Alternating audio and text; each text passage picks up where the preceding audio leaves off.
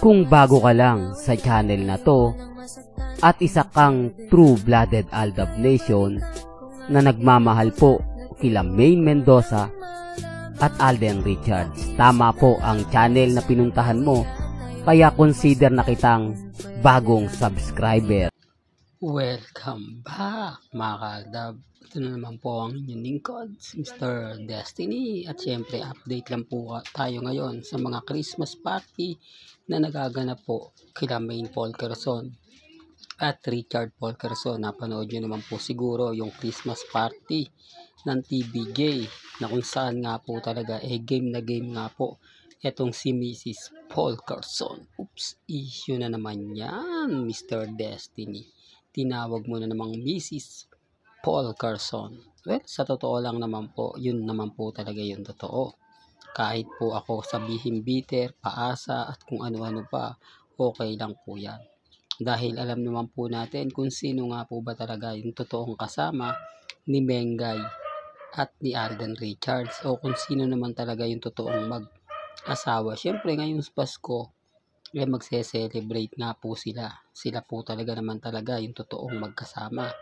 Pabor na pabor sa mga pinopost po nila. Kasi kung titignan nyo mga kaaldab, wala namang kilig factor ang naganap at nangyari nga po sa pag-guest ni Congressman Arjo sa Eat Bulaga. Nabatikos lang siya na parang hindi nga naman po daw talaga sila totoong mag-asawa. Never pong nagkilig, never pong lagi nakahawak sa kamay, etc. etc. Parang dumidistansya nga po daw si Mengay at si Congressman Arjo sa isa't isa. Di po ba? Pero may point mga kaaldab na kumbaga ginagawa na po ng issue. Di po ba? Sabi ko nga po sa inyo, magbasa kayo ng mga komento ng live.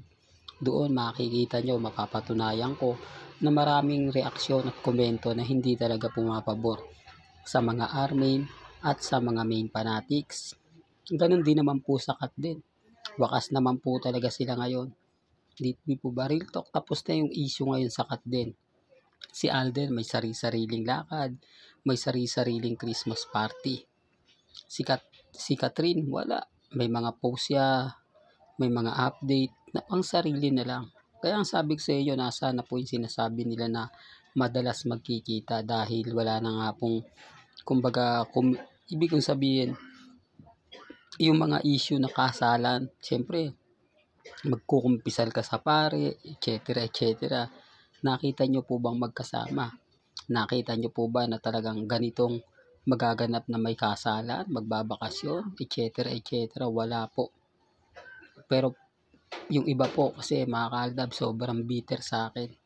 Hindi po nila matanggap na si Mr. Destiny tuloy-tuloy pa rin po yung pagbibigay ng update, tuloy-tuloy pa rin po yung pagbibigay ng mga po ba kaganapan. Kaya nga sabi ko, relax lang po ba, maging matatag, maging kampante. Malay nyo bukas sa makalawa, di po ba mag-iba po yung ihip ng hangin na dating na tayo po ay nasa ilalim, bigla na lang pong iibabaw. Pero gaya na sinabi ko at pinapaliwanag dito po sa channel ni Mr. Destiny, wala pong pilitan.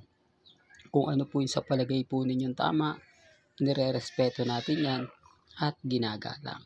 Well, hanggang dito na lang po ang ating latest updates. Kaya kung gusto niyo pa po ng pinaka-latest at sariwang update, abay tumutok lang po kayo dito po sa channel ni Mr. Destiny para updated po kayo sa mga latest at sa mga bagong video po na ilalabas po natin maya-maya lang. Hanggang sa muli, salamat po sa panonood at pakikinig.